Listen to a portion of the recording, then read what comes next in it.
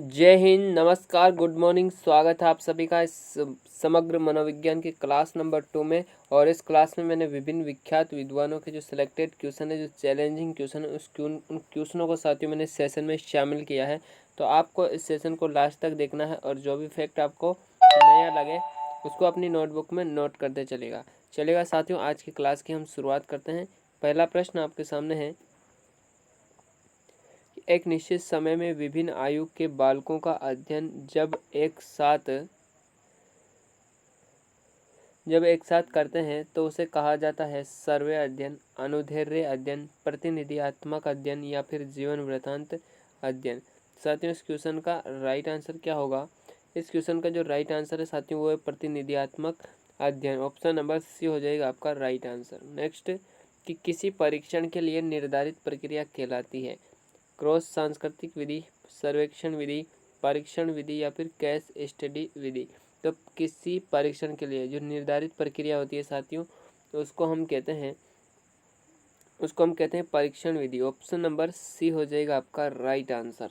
Next question, कि सह संबंध होता है धनात्मक, नकारात्मक, शून्य या उपरोक्त सभी। तो साथियों, जो सह संबंध होता है वो तीनों ही प्रकार का होता है, यानी कि धनात्मक भी होता है, नकारात्मक भी होता है और शून्य सह संबंध भी होता है। ऑप्शन नंबर डी इस क्वेश्चन का हो जाएगा आपका राइट आंसर।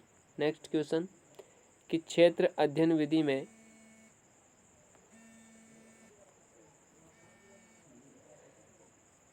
क्षेत्र से तात्पर्य है, क्षेत्र अध्ययन विधि में क्षेत्र की बात हो रही है तो अध्ययन की परिस्थिति, अध्ययन की वास्तविक परिस्थिति या अध्ययन की कृत्रिम परिस्थिति या फिर अध्ययन की वास्तविकता। साथियों, उस क्षेत्र अध्ययन विधि में क्षेत्र से तात्पर्य है अध्ययन की वास्तविक परिस्थिति। ऑप्शन नंबर बी हो जाएगा आपका राइट आंसर। नेक्स्ट क्वेश्चन, कि क्रॉस सांस्कृतिक विधि में गुण पाया जाता है। क्रॉस सांस्कृतिक विधि की बात हो रही है तो इसमें कौन सा गुण पाया जाता है साथियों? ऑप्शन पहला है सामान्यीकरण का, विशेषीकरण का, सामान्यीकरण, विशेषीकरण, सामाजिकरण या संकीर्णता। तो क्रॉस सांस्कृतिक विधि जो है इसमें सामान्यीकरण का गुण पाया जाता है। ऑप्शन नंबर पहला हो जाएगा आपका राइट आंसर। नेक्स्ट क्वेश्चन, कि समय के एक ही विभाग में विभिन्न प्रकार के अध्ययन समूहों के बीच चयनित समस्या का तुलनात्मक रूप से, कैसे साथियों? तुलनात्मक रूप से अध्ययन करने वाली विधि है कालानुक्रमिक विधि, तुलनात्मक विधि, अनुप्रस्थ काट विधि या फिर सांख्यिकी विधि। तो साथियों, समय के एक ही विभाग में विभिन्न प्रकार के जो अध्ययन समूहों के बीच जो चयनात्मक समस्या का तुलनात्मक रूप से जो अध्ययन करने वाली जो विधि है वो है अनुप्रस्थ काट विधि। ऑप्शन नंबर क्वेश्चन नंबर 6 का हो जाएगा right answer, C option. Next,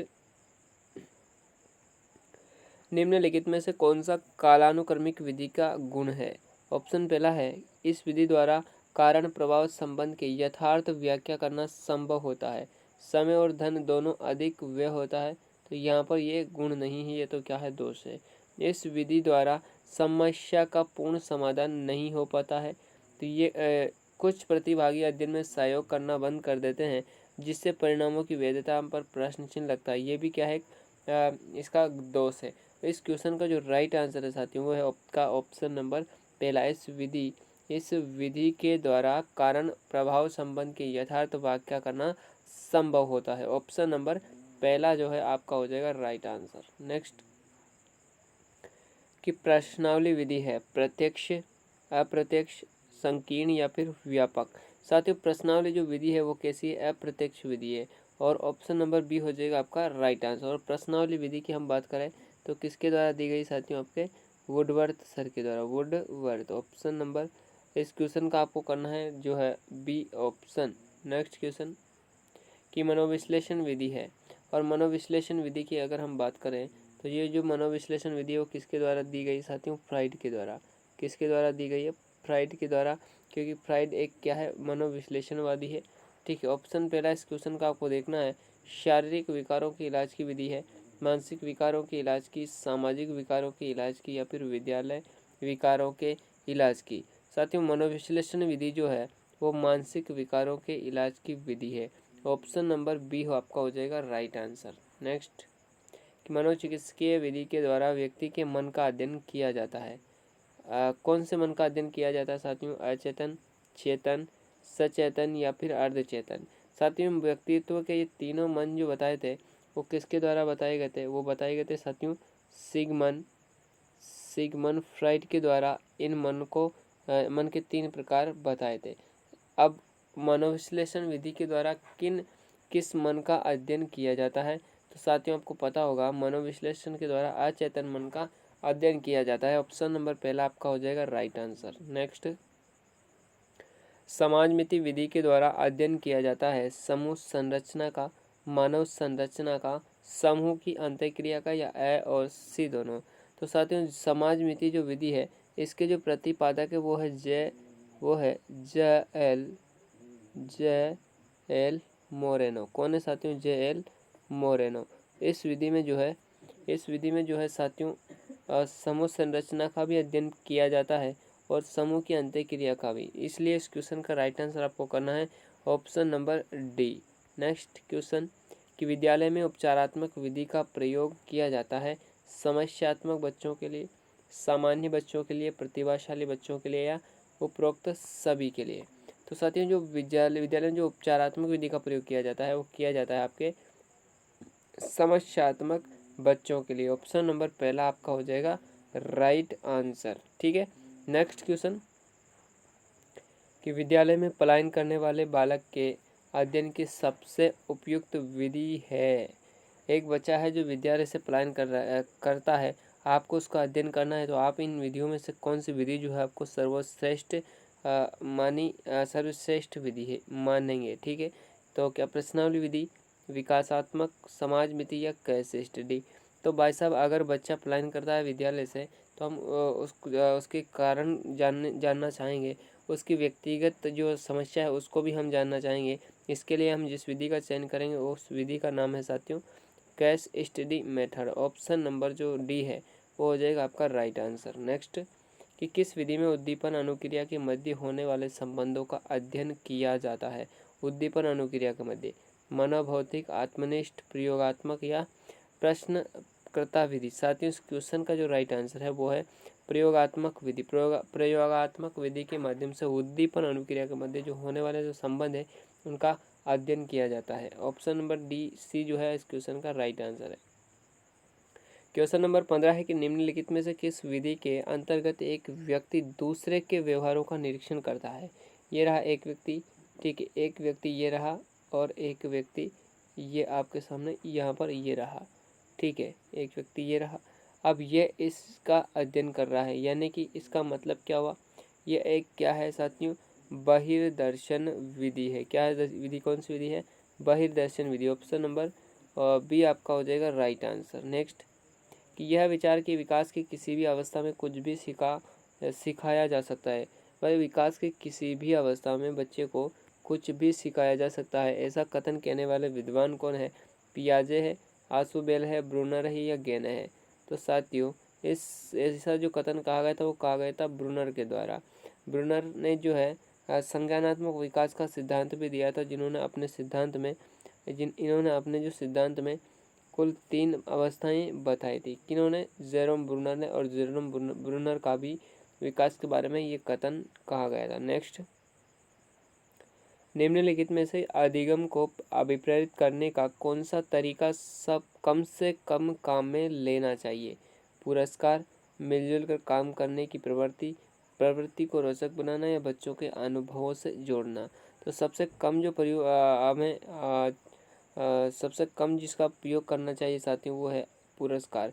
अगर बच्चे को बार बार अगर आप पुरस्कार ही देते रहोगे तो बच्चा आगे चलकर काम नहीं करेगा, क्योंकि फिर बाद में वो वेट करेगा कि यार मुझे पुरस्कार कब मिले और कब मैं काम करूं।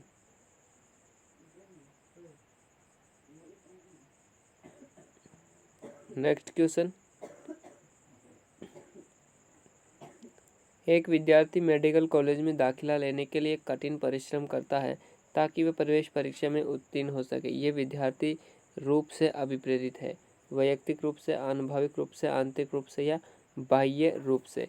तो अगर बच्चा किसी के दबाव में आकर कोई कार्य करता है तो वो तो हो जाता है आपका बाह्य रूप से, लेकिन कोई अगर सफलता के लिए अपने आप मेहनत करता है, सफलता के लिए, तो वो जो है वो आंतरिक रूप से अभिप्रेरित है। ऑप्शन नंबर सी जो है इस क्वेश्चन का हो जाएगा राइट आंसर। नेक्स्ट, कि निम्नलिखित में से कौन सी पूर्व बाल्यावस्था की विशेषता नहीं है?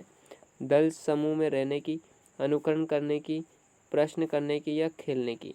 तो इस क्वेश्चन का जो राइट आंसर माना गया साथियों वो माना गया दल समूह में रहने की। ऑप्शन नंबर पहला आपका हो जाएगा राइट आंसर। नेक्स्ट, कि किस मनोवैज्ञानिक के अनुसार विकास एक सतत और धीमी प्रक्रिया है? देखिएगा, सतत प्रक्रिया तो बताया था हर लोग ने, लेकिन शब्द जोड़ दिया गया धीमी। तो ये धीमी जो शब्द जोड़ा था, धीमा जो शब्द जोड़ा था वो स्किनर के द्वारा जोड़ा गया था। ऑप्शन नंबर इस क्वेश्चन का सी हो जाएगा राइट आंसर। नेक्स्ट, एक संतुलित व्यक्तित्व वह है जिसमें इदम एवं परम एम के बीच संतुलन स्थापित किया जाए। इदम एवं एम के बीच संतुलन स्थापित किया जाता है, एम एवं परम एम के बीच संतुलन स्थापित किया जाता है, या मजबूत एम को बनाया जाता है।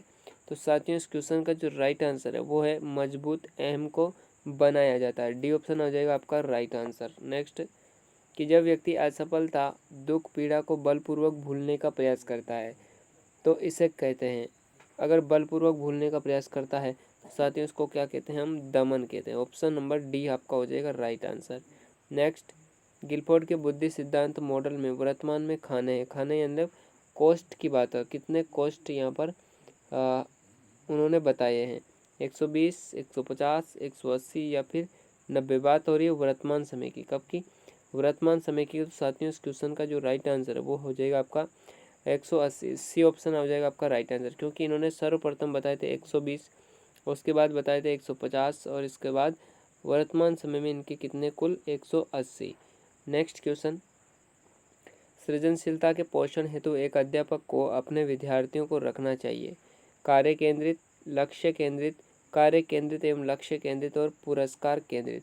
तो ये क्वेश्चन जो है ये एग्जाम में आ चुका है साथियों, और इसका जो राइट आंसर माना है वो माना है आपका लक्ष्य केंद्रित। ऑप्शन नंबर बी हो जाएगा राइट आंसर। नेक्स्ट, गिलफोर्ड ने अभिसारी चिंतन पद का प्रयोग किस से समान अर्थ में किया? बुद्धि, सृजनात्मकता, बुद्धि एवं सृजनात्मकता, कोई नहीं। तो साथियों इस क्वेश्चन का जो राइट आंसर है वो है सृजनात्मकता।